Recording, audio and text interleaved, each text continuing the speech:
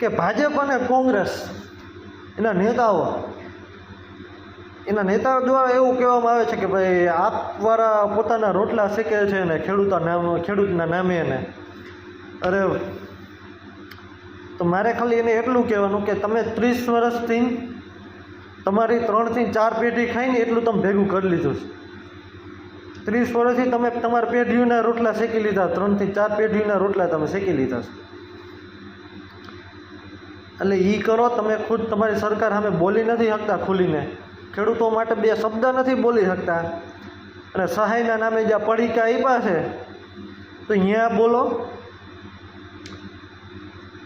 એટલે ગુજરાતની જનતા જાગૃત છે અને આપના નેતાઓ તમારી માટે 3-3 મહિના 4-4 મહિના જેલમાં જવા પણ તૈયાર છે।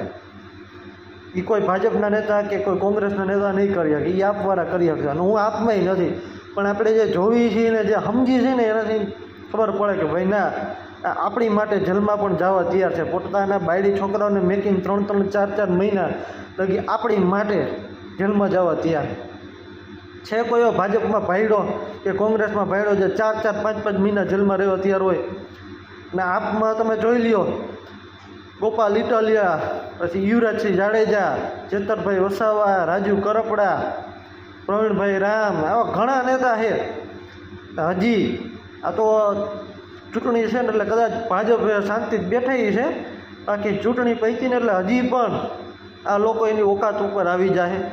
બાકી ઘણા એવા જે ગુજરાતમાં બનાવ બન્યા એના બધા જ ઘણા આરોપીને જામીન પણ મળી ગયા। તો હવે તમારી ગુજરાતના જનતાને મારે ખાલી વિનંતી કે હવે તમારી આત્માને જગાડો। હું તો નકર તો ખબર જ છે શું થવાનું એ તમને બધે, અત્યારે નહીં તો પછી પસ્તાવો તો થવાનો જ છે। કદાચ અત્યારે નહીં જાગો તો કદાચ 10 વર્ષ મોડું થાય, પણ બદલશે તો ફાઇનલ જ છે કે આ કોઈ સુધારવાના એ નહીં, ભાજપવાળા એની આત્માને જગાડવાના નથી। પણ તમે તમારી આત્માને જગાડો। એટલા ગુજરાતમાં કેટલો એમ કહેવાય ને દુર્ઘટનાઓ બની, અગ્નિકાંડ લઈ લ્યો, મોરબી ઝૂલતો પુલ લઈ લ્યો, અરણીકાંડ, ગંભીરા બ્રિજ, રોડ રસ્તા જોઈ લ્યો, સ્કૂલોમાં શિક્ષક નથી, સરકારી સ્કૂલોમાં એક પણ ભાજપના નેતાઓના છોકરા સરકારી સ્કૂલમાં ભણતા હોય તો એમ ચાલો મત દઈ દો, એ નથી ભણતા, એના બધા છોકરા ધારાસભ્યના છોકરા વિદેશમાં મોજ જલસા કરે છે બધે। તો હવે તમારી આત્માને જગાડો, હવે જગાડો।